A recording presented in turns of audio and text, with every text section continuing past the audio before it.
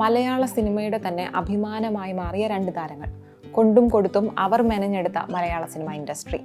2020 ഇറങ്ങി 18 വർഷങ്ങൾക്ക് ശേഷം പേട്രിയറ്റിലൂടെ മലയാളത്തിന്റെ ബിഗ് ഗംസ് വീണ്ടും ഒന്നിക്കുമ്പോൾ അവരൊന്നിച്ച മുൻ വർക്കുകൾ ഓർമ്മിക്കുന്നതിനൊപ്പം തന്നെ മനസ്സിൽ കടന്നു വരുന്ന മറ്റ് രണ്ട് സിനിമാ പേരുകളുണ്ട്: ദൃശ്യവും രാജാവിൻ്റെ മകനും.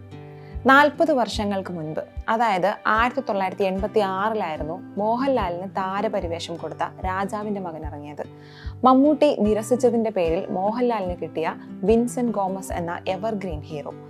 ആദ്യ ചിത്രമായ ഈറൻ സന്ധ്യയിൽ നായകനായ മമ്മൂട്ടിയുമായി തിരക്കഥാകൃത്തായ ഡെന്നിസ് ജോസഫ് നല്ല അടുപ്പത്തിൽ തന്നെയായിരുന്നു.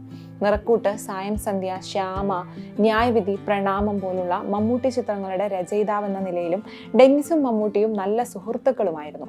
ആ സൗഹൃദത്തിന്റെ തുടർച്ച എന്നവണ്ണം മമ്മൂട്ടിയെ മനസ്സിൽ കണ്ട് ഡെന്നിസ് എഴുതിയ വിൻസെന്റ് ഗോമസ് എന്ന നായകനെ പക്ഷേ മമ്മൂട്ടിയെ കൊണ്ട് ചെയ്യിപ്പിക്കാൻ ഡെന്നിസിനായിരുന്നില്ല.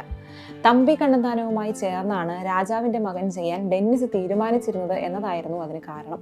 തമ്പിയോടൊപ്പം മുൻപ് മമ്മൂട്ടി ചെയ്തിരുന്ന ആ നേരം അല്പദൂരം എന്ന ചിത്രം പരാജയമായിരുന്നു എന്നതാണ് തമ്പിയോടൊപ്പം ഇനിയൊരു വർക്കിന് ഞാനില്ല എന്ന കടുത്ത തീരുമാനത്തിൽ മമ്മൂട്ടി എത്താൻ കാരണം. ഇത് ഡെന്നിസിനെ വല്ലാതെ നിരാശയിലാക്കി. ആ സമയം തോളൊപ്പമല്ലെങ്കിലും ഇൻഡസ്ട്രിയിൽ രണ്ടാമനായിരുന്ന മോഹൻലാലിനെ തിരക്കഥയുമായി ചെന്ന് കാണാൻ ഇരുവരും നിർബന്ധിതരായി. ഡെന്നിസ് ജോസഫിനെ അത്ഭുതപ്പെടുത്തുന്നതായിരുന്നു മോഹൻലാലിന്റെ പ്രതികരണം.